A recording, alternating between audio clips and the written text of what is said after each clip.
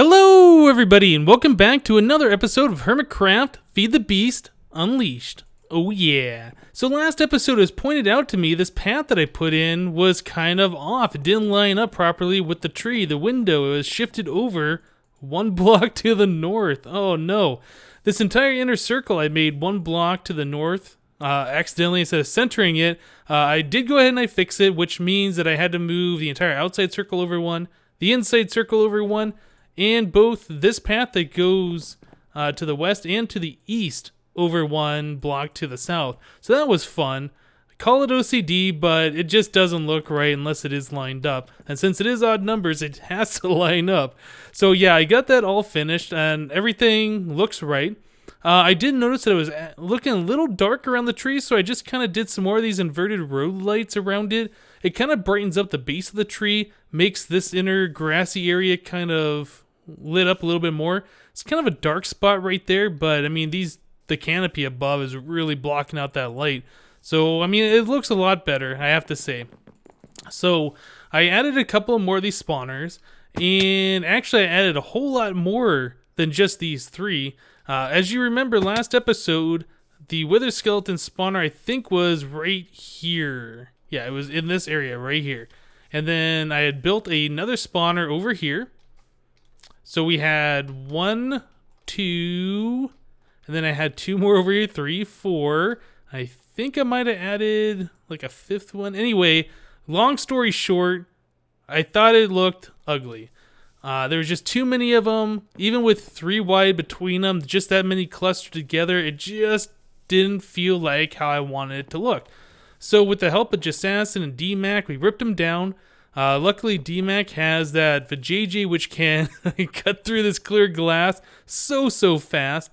We used a filler to fill in the holes that I'd carved out. A lot of work went into actually putting those up there, and a lot of work went into taking it back out. But I think for now, I'm just going to leave it as these 3, and if we need more spawners, we'll figure that out when the time comes instead of just trying to fill in this whole area. So we're down to 3. I did have to move the soul shard, and you can in fact move this with a force wrench. If you force wrench that soul cage, you can get it, and you can place it anywhere you want, and it retains the soul shard. I'm pretty sure I said before you can't get the soul shard back if you break it with a pick normally, so just be aware of that. So yeah, I haven't really done much with this wither skeleton farm yet. I really want to get this hooked up so we can get some power going today.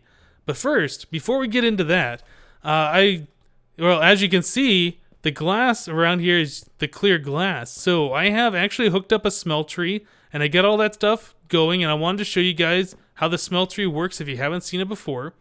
But yeah, I think this is looking pretty good. We got the clear glass here. All the clear glass really makes it that much different. You don't have to see those little white dots and all that stuff.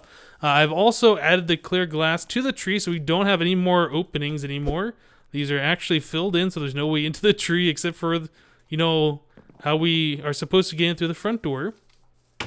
Okay, so smeltery. So when you first start Feed the Beast Unleashed, you start off with a book. You get this book right here, Materials and You by Skyla. And in here, it tells you a little bit about Tinker's Construct and ore berries and how to do the part builder and stencil tables and all of this stuff. Pretty good stuff for a beginner. I love the in-game instruction manual. Not a lot of mods do that. In fact, I don't know if there's any other mod that does that. I do like this. But if you go in here a little bit, it tells you how to make the grout, tells you how to make seared brick, tells you how to make the seared bricks, and eventually a smeltery controller and things like that you need to know to make a smeltery. Also, it tells you how to upgrade your book from Volume 1 to Volume 2 and from Volume 2 to Mighty Smelting. So I have all 3 of those books. You get these over time. You don't have to craft them. Like, I don't have to do this and turn it into this one. After you reach a certain point, I think when you make grout for the first time, you get this book. And then when you maybe make a tool or something, you get this book. I don't really remember why you get them, but I do have all 3 of them. So I have create a smeltery down here. I've made those the seared bricks. Let's see, seared. There's a few different items you can make. There's the seared bricks. There are seared windows, seared glass, seared tank, which right here that's holding lava. And that's what you need to actually power the smeltery, is you do need lava power. So this is 1, 2, 3, 4 tall. So I have a little bit of inventory space where I can put items in here. And it's kind of bugged out. It doesn't show there's anything in this tank when that lava tank is full. But you can just take items, like you can shift click those all in there. They'll heat up eventually and turn into liquid tin in this case.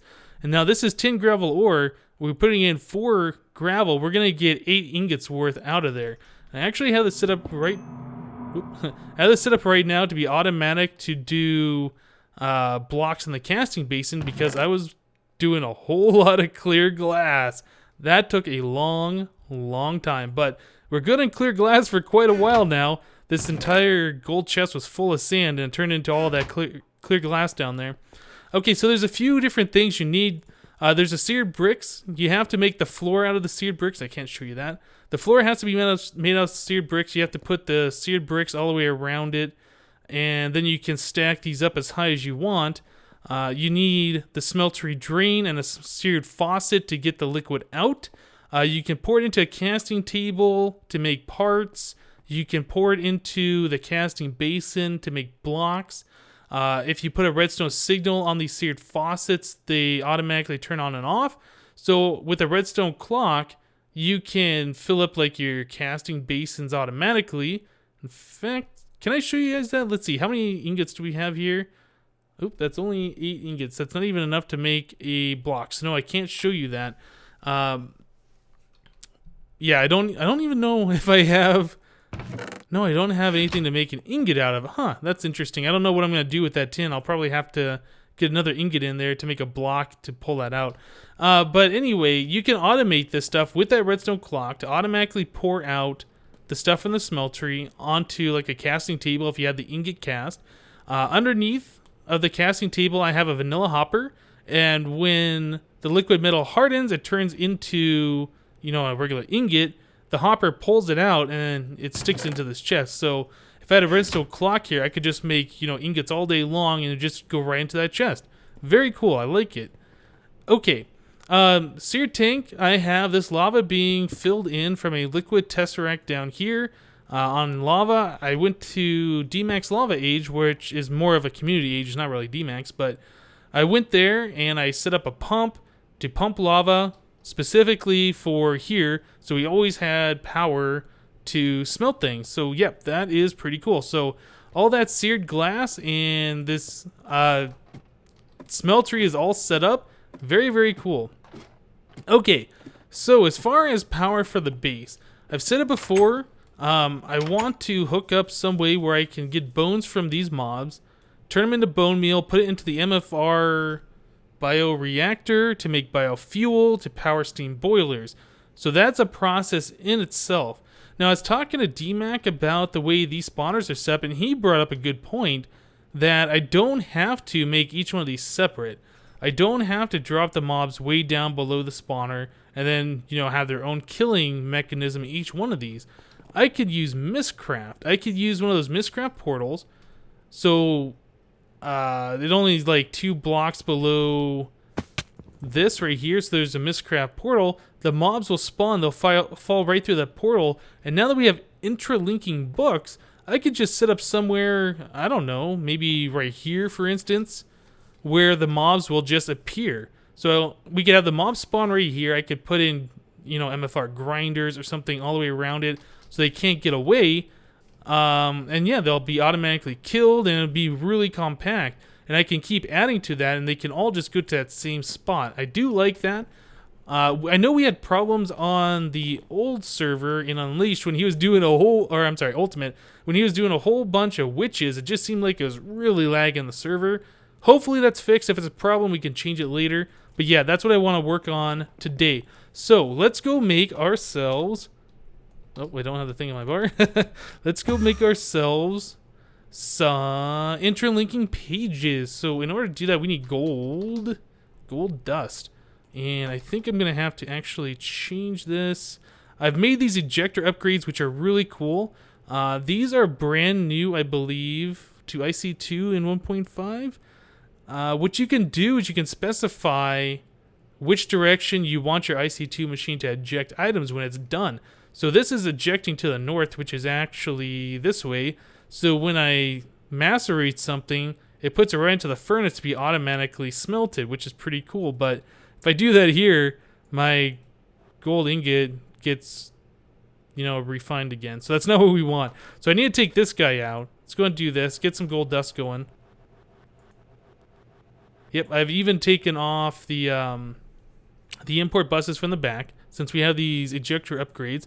These are really, really cool. Very useful. So like for the furnace, I have it so it's ejecting to the top.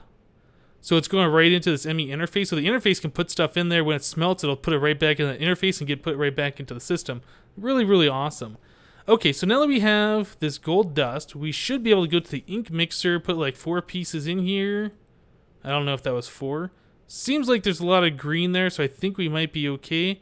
Let's take the link panel and intralinking. Very good.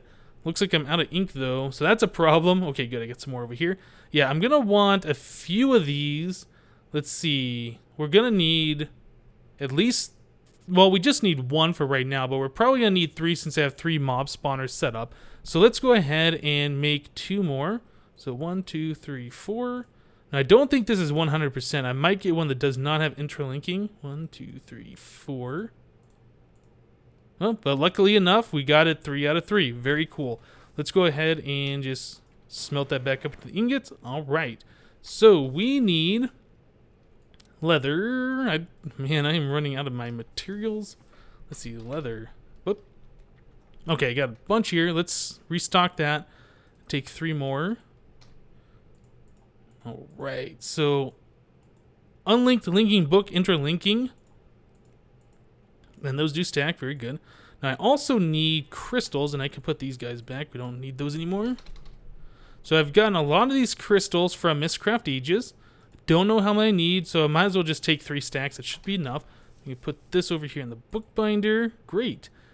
Okay, so I think we are pretty much set up. Now, like I said before, the interlinking books will teleport you anywhere in the same dimension. You don't have to go to like the nether and then back or whatever. So interlinking is very, very cool.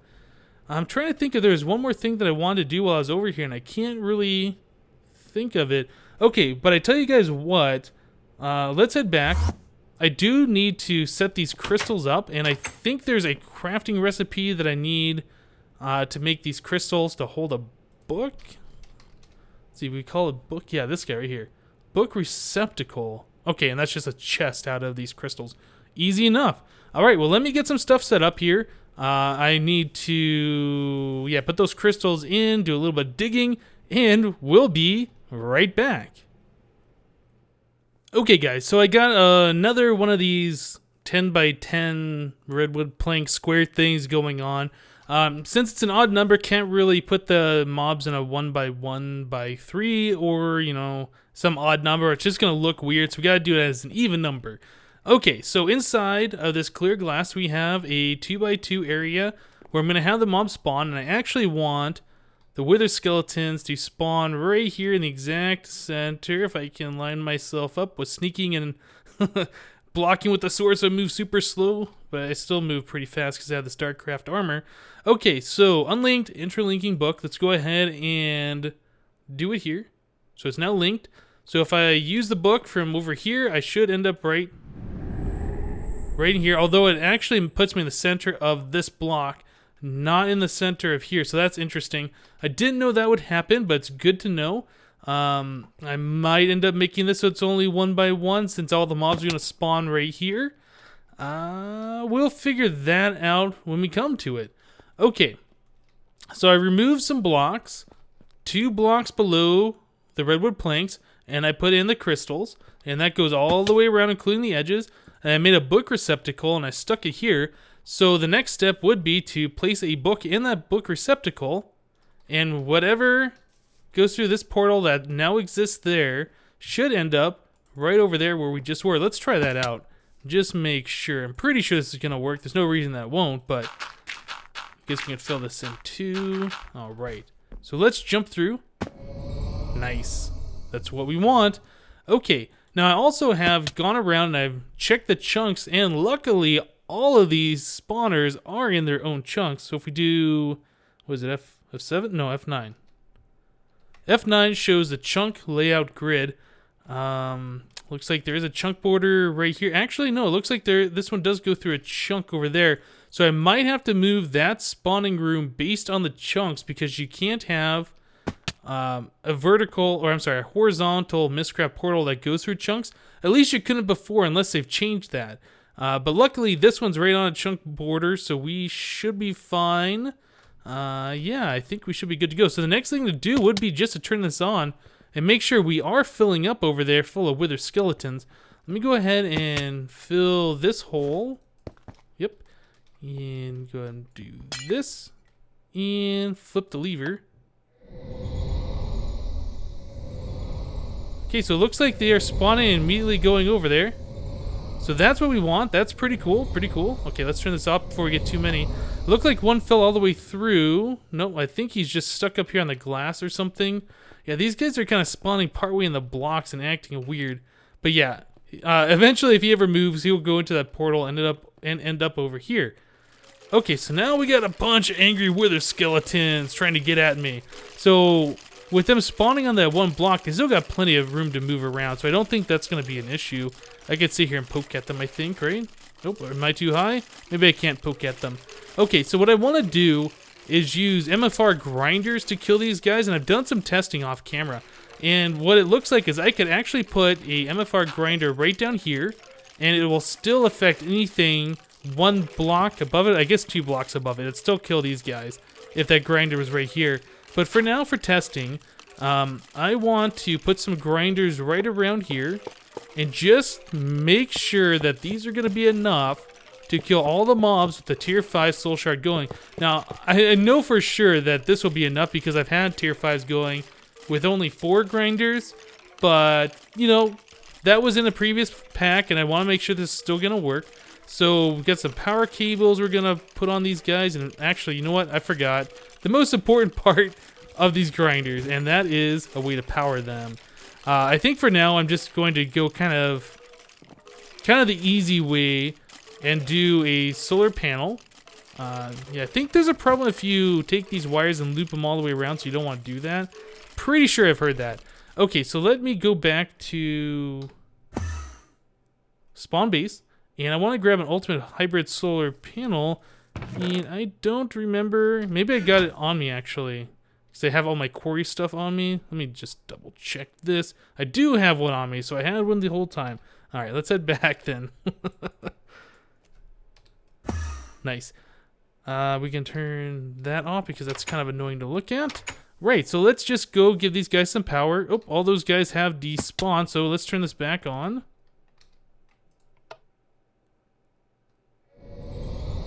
I don't like how they sometimes get caught in the wall like that. I don't know if there's anything I can do to prevent that. Maybe I could put some grinders around the edge here to try and kill anything that's around. I don't know. Okay, yeah, we got a bunch of the skeletons in there, though, so that's good. Let's go ahead and turn this off now. Hey, guys, how's it going? That guy's got a TARDIS. So I'm pretty sure I can just stick this guy right here, and we should be fine. Okay, whoa, that actually scared me. Oh, that's killing him so fast. Nice. Okay, so all the drops spit out over here. We got some wither skeleton skulls. Very, very awesome. Okay, so this is going to work. Let's just go ahead and turn this guy on, make sure it's going to keep up. Like I said, I'm pretty sure it will. There's a guy that spawned on top of here, but that won't be an issue because this will have blocks and stuff on there, and I don't think that'll happen. So these guys are spawning, being pulled over here, and the grinders are keeping up, so that is... Oh, that's pretty loud, actually. Let me back up. So that's pretty good. So we're going to need a way to extract the mob essence. That guy's got a troll face. We're going to need a way to extract the mob essence. We're going to need a tank to put the mob essence.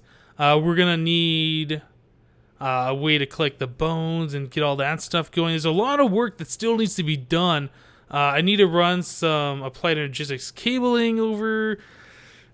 let's see. What do we want to do? Well, I tell you guys what, instead of me sitting here thinking about it, let me make a cut. I'll do some stuff and we'll be back. Alright guys, so I got some stuff hooked up here, and again, this is kind of temporary, just trying to feel out how I want to get this all set up permanently.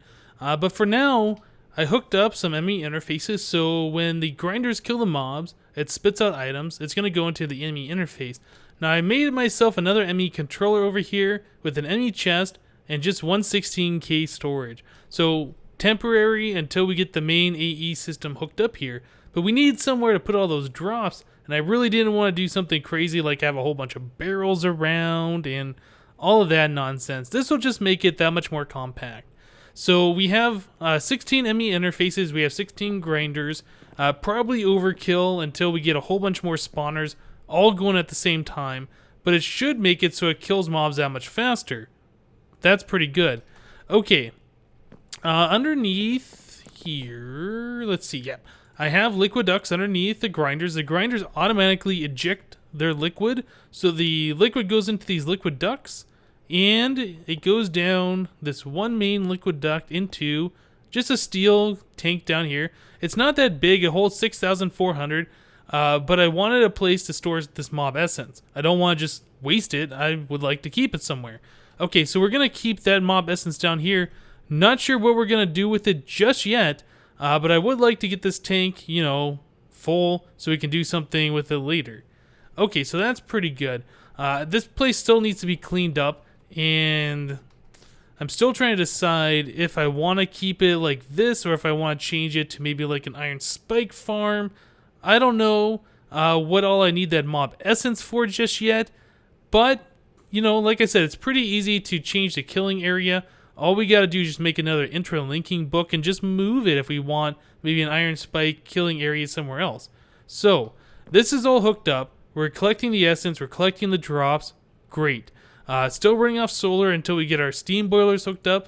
We can't do that until we collect some biofuel to power them.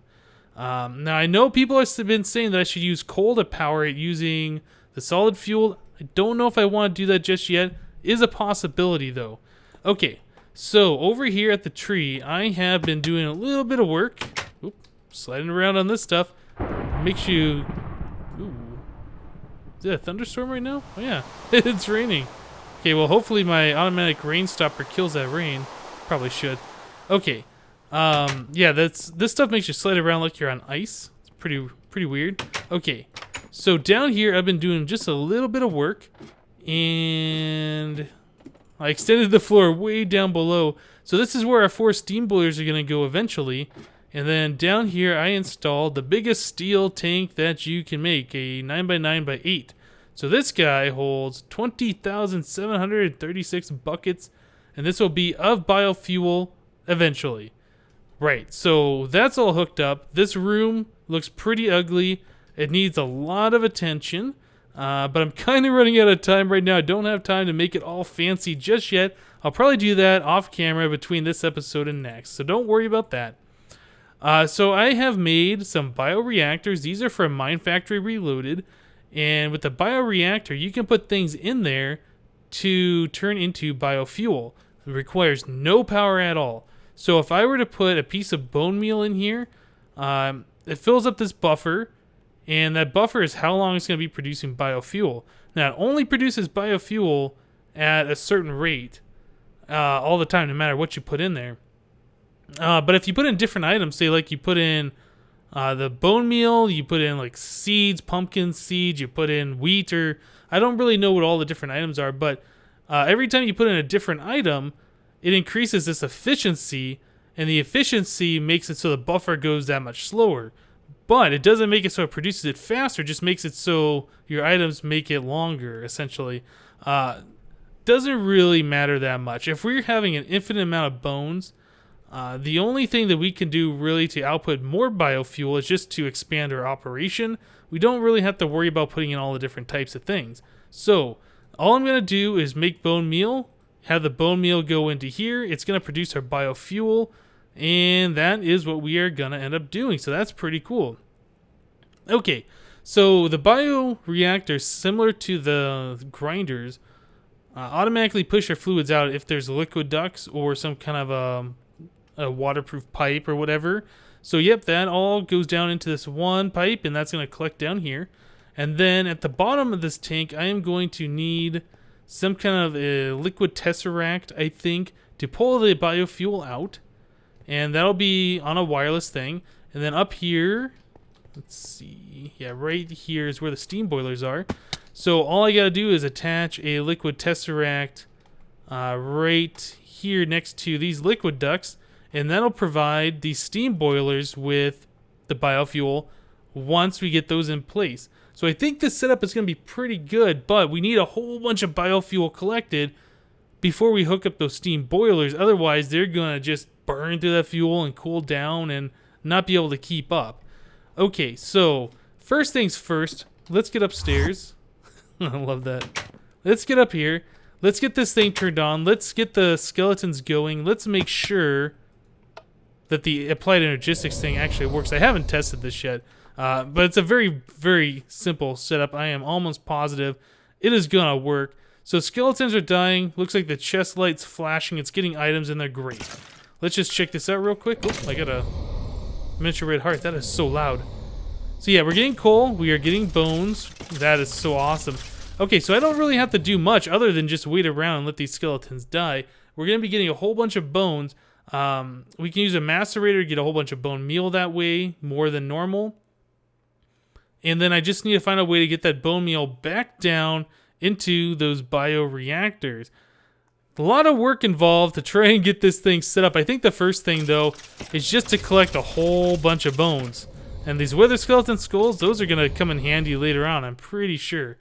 So yeah, let me let this run for a while and check the time, and we'll be right back. Okay guys, so I've been letting this run for a while now, and one of the things I've noticed is that the grinders, while they are killing the mobs, sometimes I'm getting items that are landing right here in the center and they're not going anywhere. So when I get close, when I have this coin of fortune on, I'm getting a whole bunch of items in my inventory. I'm getting those miniature red hearts, coal, bones, lots of things. So not everything is going to the ME system. That's something I want to fix. But before we do that, I have noticed, well, I don't know where he went. There was a wither skeleton just walking around here, which is not good.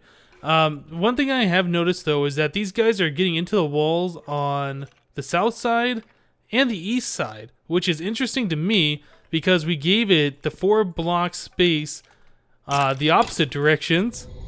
Oop. Yeah, and this side over here, there's only 3 blocks of space.